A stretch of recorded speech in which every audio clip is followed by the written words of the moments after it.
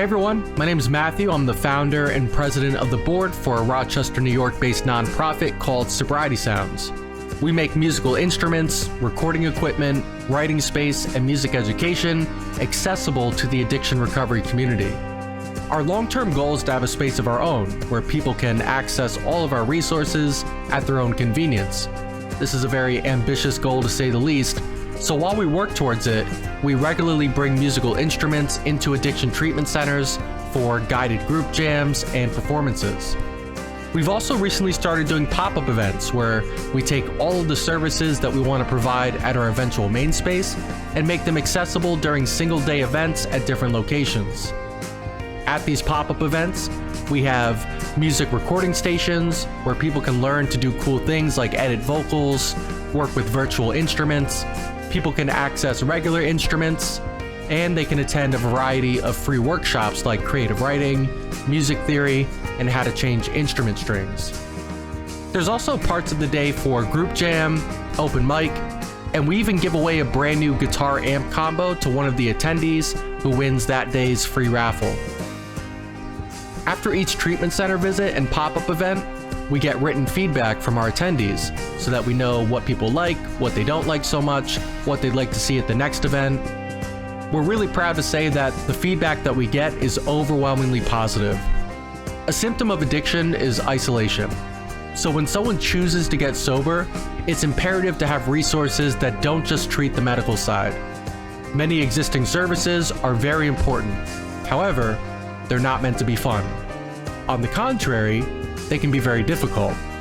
This is why Sobriety Sounds is an important organization. We're not just for musicians, we're for anyone who wants to indulge their creative side. I've invested all of my free time outside my regular job into building Sobriety Sounds into what it is today because I adamantly believe that a resource like ours can help lower fatal overdoses. Fatal overdoses continue to skyrocket nationally, and they cause devastation among families and friends locally.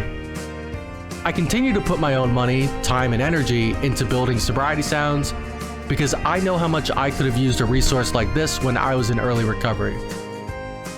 During the beginning of my recovery, I used to hang out with a buddy of mine. We used to go to 12-step meetings and hang out at Java's on Gibb Street. I remember one day in particular where we didn't have any more money to justify the time that we're spending at Java's. And there wasn't a 12-step meeting happening at that exact time.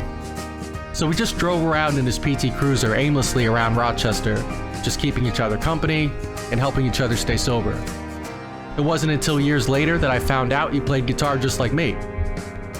I found out while I was waiting to kneel at his casket after he had died of an overdose. His family had videos of him playing guitar inside the funeral home. I remember thinking how crazy it was that we didn't know that we both played guitar back when we used to hang out.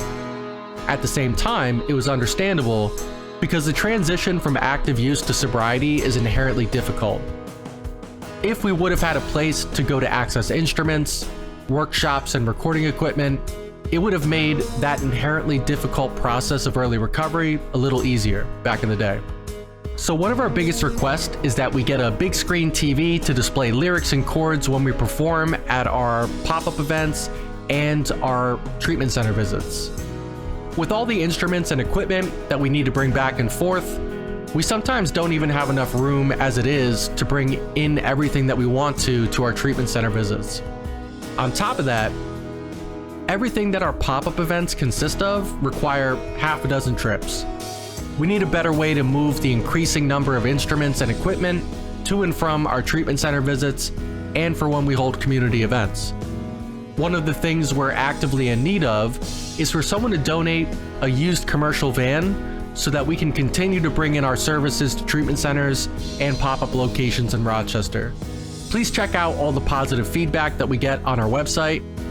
We have nearly 100 unique scans from people who have either attended a treatment center visit or a pop-up event. We believe that looking at this will show you how important Sobriety Sounds is to the community. If you've watched this video, chances are we believe that you may be able to help us make a bigger impact. Thank you for your time. Please feel free to reach out to me directly by using my contact details on the screen, or you can email info@sobrietysounds.org.